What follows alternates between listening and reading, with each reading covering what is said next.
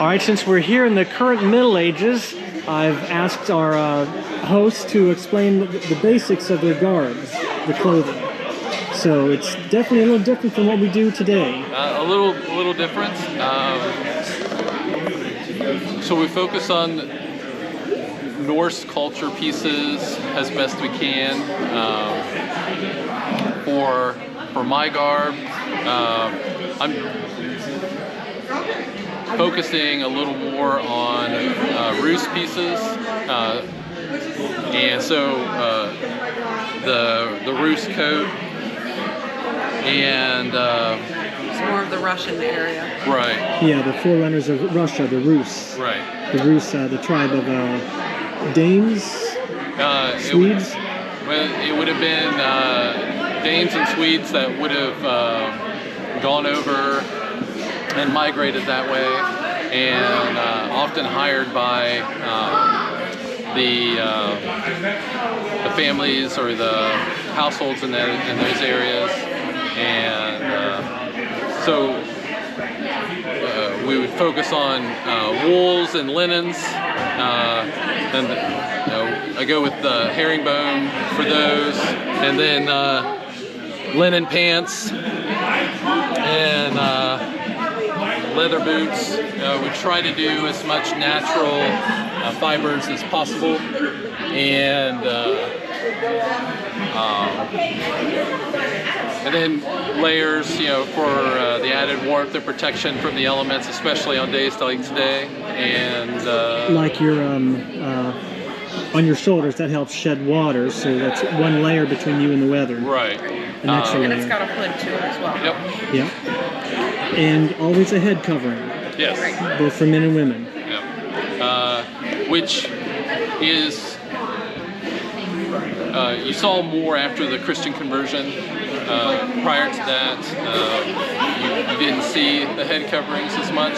I mean, what we have found, are in the different burial digs and stuff. So, but I wear a panel hat, and it's wool and it's lined with linen, and it helps, helps you regulate your body temperature and stay comfortable. So. And keeps your hair clean when you may not take a shower for quite a while. That's or a right. bath. Right. And how does your hairstyle and your beard fit into your mundane lifestyle? I don't know. I've done beards at different times, and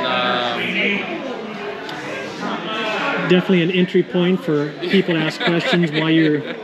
Yeah, and I'm pagan, and I'm a practicing pagan in real life, and I made the decision some time ago to grow a beard, and my employer, that was actually I had shaved my beard when I first went there, and then I saw other folks, and I said, "You guys don't care about beards?" "No, just show up." I was like, "Okay." So I've had this one for about 10 years, and it's just a thing. It just Grows on you. And women's garb. So what I'm wearing is an apron dress with this is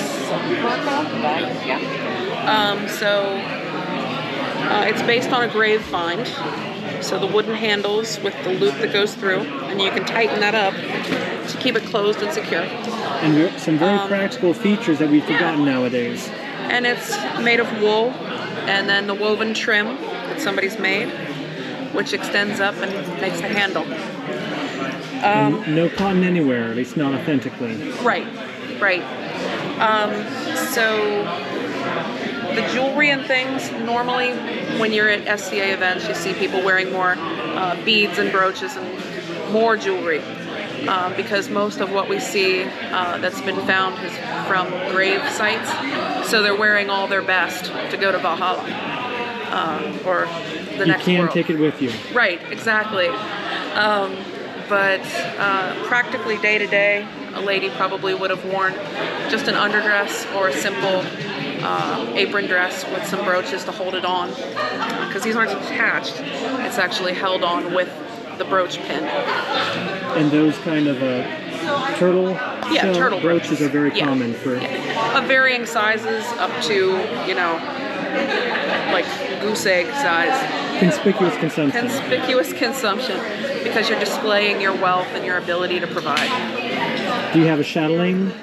I have one at home. I didn't wear it today because later on today I'm going to be in the kitchen, and that would get in the way a little bit. But that was carried all the little tools a woman would need. Yep, a needle case for, you know, on-the-spot sewing if you needed to. A little pair of scissors, maybe a knife, an ear spoon, because hygiene was important to Norse people. Sometimes more so than other cultures, and it was commented on by the people who wrote about meeting the Norse people. They noted that the Norse tend to bathe more. They called it excessively because they were bathing once a week, and they seemed to care greatly about their appearance. The stereotype of the raving Viking warrior is a stereotype. It's not, it's only Right. part Very of the much a story. stereotype. They cared very much about cleanliness and presentation. And you are wearing a hammer of Thor there? I am. And where's one or two books or sites where people could learn more about the Norse? Practical Viking Lady. Let's see, where else? The Viking Answer Lady. The Viking Answer Lady. And Or come to an SCA event? come to an SCA event, absolutely. Find somebody that's wearing this and they'll answer your questions. All right. And just out of curiosity, what are your mundane professions?